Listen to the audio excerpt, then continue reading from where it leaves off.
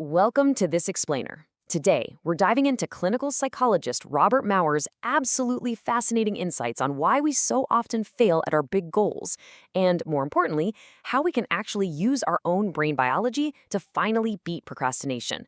We're just going to jump right into this, because if you've ever felt like your own mind is secretly working against your ambitions, well, you are going to find the science here incredibly validating. We've all been there, right? It is incredibly frustrating. You set this massive, life-changing goal. You decide you're going to start a business, or run a marathon, or finally get into the best shape of your life. But then, instead of actually taking action, you somehow find yourself endlessly scrolling through social media, or curled up on the couch eating a huge bowl of ice cream in front of the TV. So, why does the pure ambition of a massive goal so often result in us doing absolutely nothing? Section 1. Why we always procrastinate. You know, the big reveal here is that the answer actually isn't a lack of willpower, and it certainly isn't laziness. It is literally a biological survival mechanism that has just gone completely wrong in our modern world. We've all heard traditional motivational gurus telling us that to achieve great things, we absolutely must take big, bold steps. Just go for it. But the reality? Those big leaps usually backfire. Sure, it might seem incredibly exciting in the exact moment you set the goal, but that excitement wears off really fast. Like if you drop out of college to start a business, you very quickly realize just how much work it actually is. And that is when a profound fear of uncertainty and failure takes over.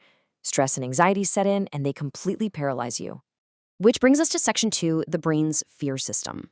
Let's uncover the internal alarm that actually triggers all of this overwhelming anxiety. Say hello to the amygdala. It's a specific region of the brain that serves as our internal alarm system. When our brain detects the stress and anxiety of taking on a massive new challenge, the amygdala fires up and immediately activates our fight or flight response. And here is the real problem. When that fight or flight response gets activated, we completely lose the ability to think rationally about our long-term goals. So the crucial thing to understand is how this ancient alarm system operates today. Thousands of years ago, fight or flight meant running away from a literal tiger. It was perfectly designed to save your life. But today it just shuts down your long-term planning and triggers this urgent need for immediate stress relief. We avoid the fear of having people reject our new business by procrastinating. We avoid the fear of looking inferior at the gym by comfort coping, snacking on ice cream and checking our feeds.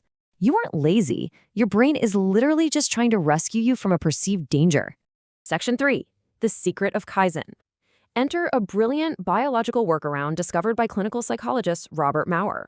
To understand this, let's take a super quick detour through history. Back in the late 1940s, just a few years after World War II ended, an American named Edward Deming traveled to Japan to help rebuild their devastated manufacturing facilities.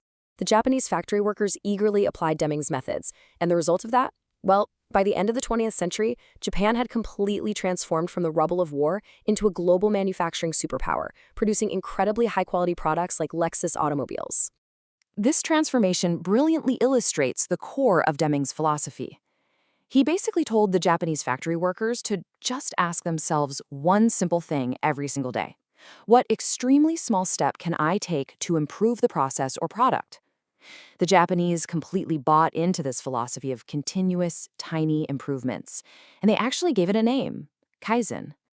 Section 4, Hacking the Amygdala. So, Robert Mauer wondered, could this factory manufacturing philosophy actually be used to hack human psychology? To test his hypothesis, Mauer started giving his patients advice that was the exact opposite of what traditional motivation tells us.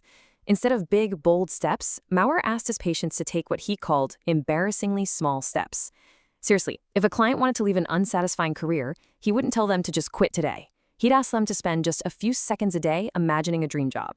If someone wanted to exercise, he didn't prescribe 30 brutal minutes at the gym.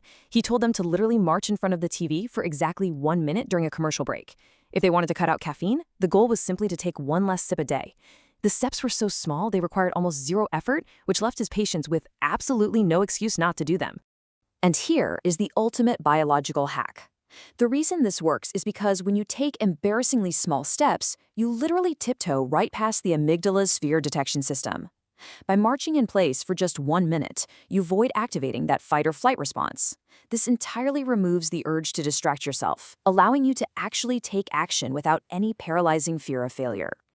Section 5. Ask much smaller questions. Here is the first real practical way to shrink the pressure and apply this to your own life. Think about it.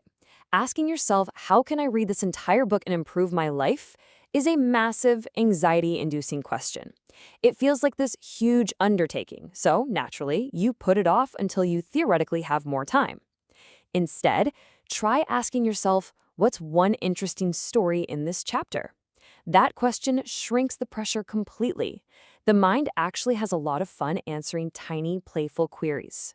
By just looking for one story, you eventually end up reading the whole book without ever triggering your brain's alarm system.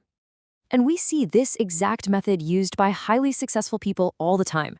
Take Michael Ondaatje, the award-winning author of The English Patient. When he wants to create a compelling character, he doesn't overwhelm himself by asking, how do I create a fascinating character my readers will absolutely love? No, instead, he visualizes a scene and asks incredibly small, specific questions. Who is the man in the plane crash? Why is he there? Why did he crash? By asking these tiny questions, he builds massive creative progress without any of the stress. Moving on to Section 6, focus on tiny rewards. It is time to replace that distant, intimidating finish line with immediate, almost silly micro-rewards. This is perfectly illustrated by the incredible story of a businessman named Jack. Jack had severe rheumatoid arthritis, to the point where he was hospitalized with over 20 swollen joints. Doctors told him to avoid exercise completely, but Jack was stubborn, and he decided to use Kaizen. Step 1, literally just get out of bed. His reward, a sincere compliment to himself. Attaboy, Jack. Step 2, walk to the gym. The reward wasn't fitness, it was just enjoying a nice chat with the staff. Step 3, just 2 minutes on the treadmill, rewarded with even more self-praise. By stringing together these tiny, rewarding steps, Jack eventually went on to win the Mr. World bodybuilding contest for his age division in his 70s. You can apply this strategy to basically anything. Say you are running a marathon. Don't focus on the massive satisfaction of the finish line 26 miles away. That's just too daunting. Instead, focus on a small reward every single mile, like allowing yourself to listen to one of your favorite songs. It sounds silly, maybe even a little trivial, but it is a brilliant strategy for achieving genuinely large goals. All right, let's pull all these threads together. What is the core takeaway from Mauer's work here? First, always remember that your procrastination is biological fear, it is not laziness. Second, those big, bold goals you're setting are exactly what triggers your amygdala's alarm system in the first place. Third, the solution is to take embarrassingly small steps to bypass that fear entirely. The result? Your resistance to change weakens, and you quickly lay the foundation for new positive habits, basically rewriting your mental software at a pace that will completely exceed your expectations. So, I want to leave you with one final provocative question to think about. What is one embarrassingly small step you can take today? Remember, it needs to be so small it requires almost zero effort. Don't fight your biology. Hack it. Tiptoe past your amygdala today and just see how far those tiny steps can actually take you.